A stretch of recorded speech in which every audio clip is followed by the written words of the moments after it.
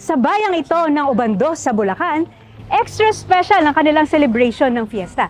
Dahil hindi lang isa, hindi lang dalawa, kung hindi 3 araw ang kanilang fiesta.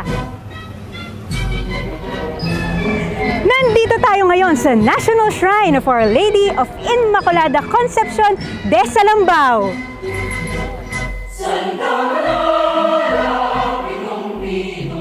Yung pagsasayaw na yon, no?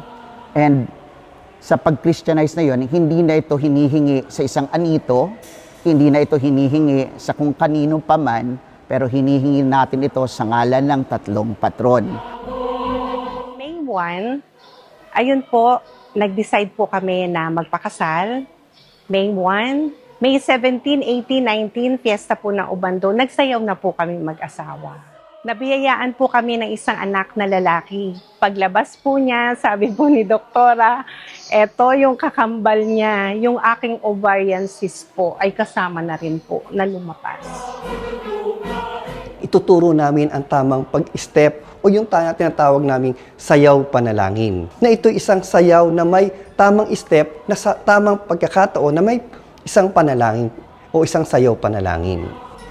Naririto ang mga bagay na magpapakita ng pananampalataya, lalo na ang aming talaga ipinagmamalaking sayaw sa Obando, kung saan makikita ang kahulugan ng bawat hakbang.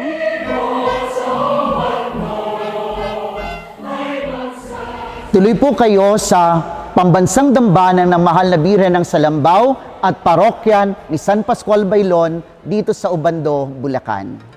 Kaya samahan ninyo ako sa isa na namang lakbay simbahan dito sa Lakbites!